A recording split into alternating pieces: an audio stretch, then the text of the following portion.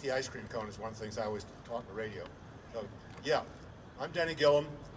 So you know where I'm coming from. There are sort of four big things that have changed my life. One, when I went to West Point, we had a motto, duty, honor, country. And the cadet honor code was a cadet will not lie, cheat, steal, or tolerate those who do.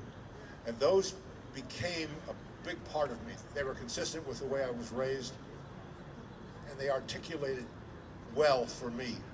It's worthy of note that neither those honor code nor the motto still exist at West Point. They are much more politically correct now than when I was there.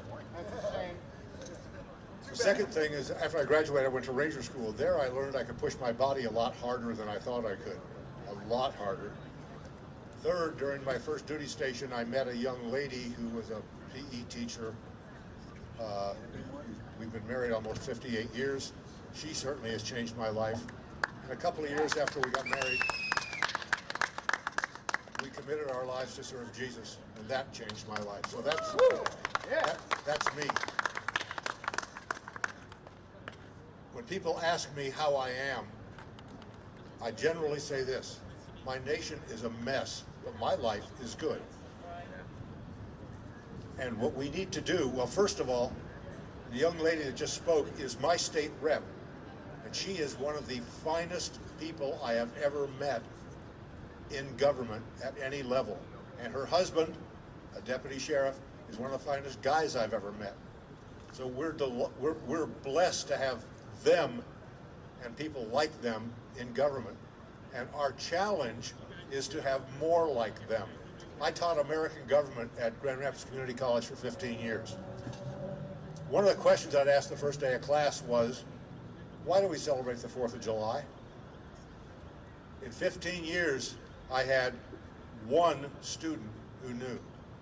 Oh, it's Independence Day. Sure, so what happened when? No clue. That speaks to our education system and our parents. Several of them their family went to the 4th of July parade every year, but they didn't know why. We need to work on that. It's our responsibility to hold our teachers, school boards accountable, and for us to make sure our kids know, because they can't share what they don't know, and to give them that importance that's necessary. Our military is a mess. Two things. One, the very senior leadership, uniformed, and the civilians above them. Let me just say, anybody who could support, agree with, and go along with the abandonment of Afghanistan, I won't go into all the details, you know, billions of dollars of high-tech weapons, equipment, and stuff left behind, American citizens and Afghan citizens who pledged to support us in return for our support, abandoned, and nobody's admitted they screwed up. The generals and admirals who didn't resign in protest, the civilians that went along with it, I can't put up with them personally. That's a disaster. And you may have noticed our military is now a real problem in getting anybody to join. I think the best they've done in the last couple of years is make 80% of their goal. And they've lowered the standard so much, you can be 50 pounds overweight and they'll take you. Oh, and if you want to change genders, they'll pay for that too. And then pay you while you're recovering from it, before you can get effective. That speaks to what we need to be promoting in our community. And if you put all of that together, we're talking about something that includes Second Amendment rights. What we need is people, particularly in government, but particularly citizens, who have read the Constitution of the United States and know what it says. One of the examples that I used in my class, Article 1 of the Constitution gives Congress its power. Any amendments to the Constitution could add to that, but basically it's Article 1. The 10th Amendment says all power not given to the Congress, the federal government, remains in the states and the people. Yeah, we could give a house down. I don't have any one of those. Stand-ups. You think federal government involvement in education is better? People know what their values are, they know how to teach. So, what My photographer.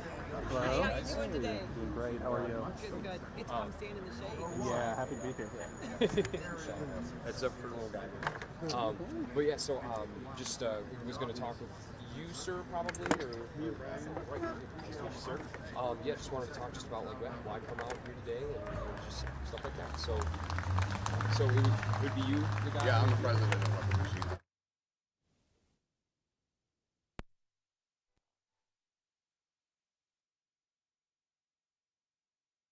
To Grand Rapids, dancing, You guys are Taylor, throughout now. we're All right. Well, sounds good. And I imagine you're one of the vendors here then, yeah? No, You're- we've been working with Michigan Open Carry for like 14 years, and we've been coming to this since the beginning. So I'm just here to show support. Yeah. That's awesome. Well, that's great. All right, we're all set. Okay, great. And then Okay, rolling. I'll hold the mic for Okay, you, you're and gonna- you can look at me throughout All right. this, and just start count to 5, and then say and spell your name.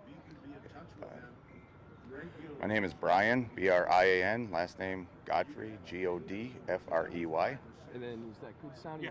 Okay, good. All right, and then so just kind of just talk about why come out here today. The reason why I come out here today is to support the Second Amendment in the state of Michigan. The president of Upper Michigan Gun Owners Association. We're about 1,600 members now throughout the state of Michigan. We've been coming down to these since the beginning, since the first one. We work with Michigan Open Carry, and we've been coming down with a group every year. Yeah, absolutely. And when you see, recently there were some new gun laws added here in the state of Michigan, and also seeing with the election coming up as well, there's some implications there. I guess. So, is there any concern and real, motivation for coming out here today? Yeah. So with some of the newest gun laws, they really didn't do a whole lot for protecting the law-abiding citizen. They actually helped those who really want to get them in their hands differently. I'm also an FFL dealer, so I understand both sides of the spectrum and stuff. Safe gun storage, stuff like that.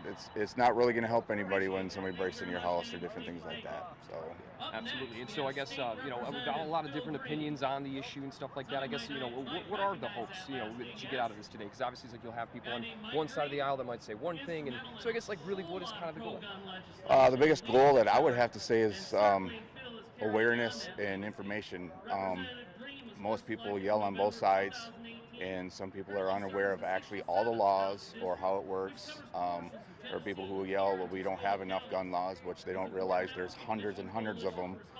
And there's other people who yell, we need less, and I think we need a happy medium where both sides actually sit down and figure out how to keep people safe. Absolutely. I appreciate you taking the time, sir. Thank you very much. I appreciate that. Thank you, guys. Yeah, thank you. Thank you for pointing me in the right direction. Thank you, guys. Thank you. Sweet.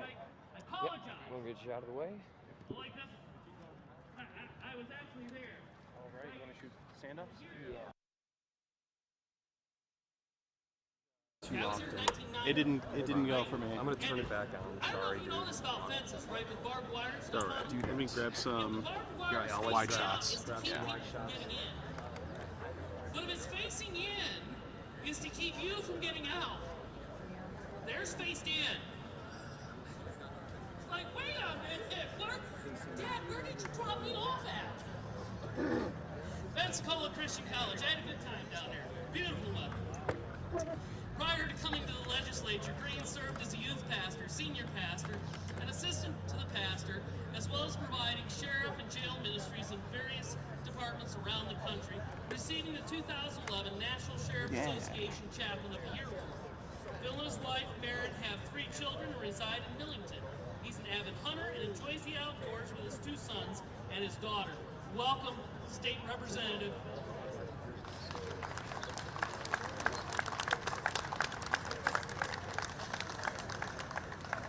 Thank you all for being here.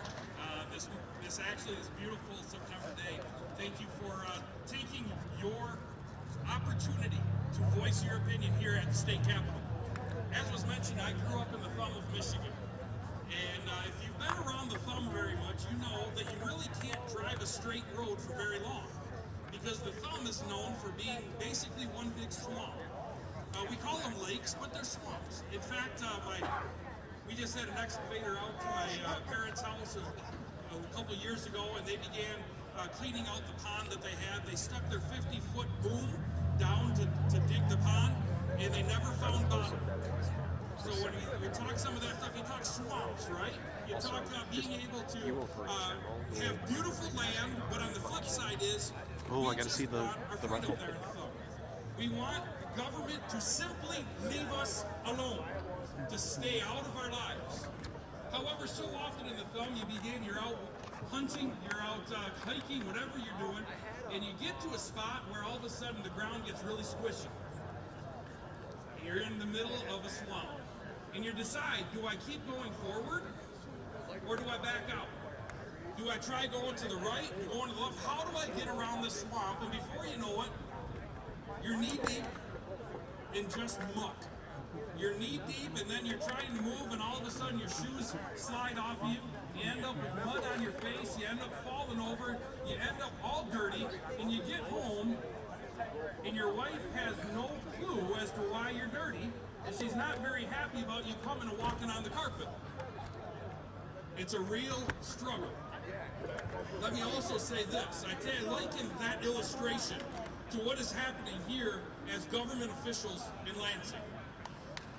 You see, we are here defending our Constitution, defending our Second Amendment rights. The framers of our Constitution did not say you are not allowed to have certain weapons. No, they realized the imminent threat that was foreign, and they said, we want our citizens armed to the best of their ability with military-grade weapons to protect us. The second component was to protect us from a government that would be oppressive, such as Great Britain in the 1700s. So as we begin this, we realize that we are all on one team. We all fight together, we all walk together. There are different times when that battle sends us through a swamp, and you have a choice. Do you keep walking through the swamp, or do you back out? You all have that choice. Do you keep walking through, or do you back out? The legislators here, you'll hear from another one, Angela Regan, different legislators that are here. 54 members of the House are part of the Second Amendment caucus. Okay. So what you say that? 54 members of the House, part of the Second Amendment caucus. And you will notice that the divide is 56 Democrats and miraculously 54 Republicans. We are standing. We're standing with you. However, All right, you ready? sometimes somebody on a team does something, and then it ends up getting mud on your face and mud all over your clothes. Good sun on your face. That's nice. Those of us in the legislature Quick mic test.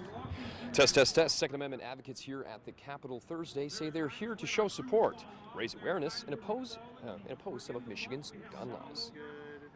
Okay. Gotcha.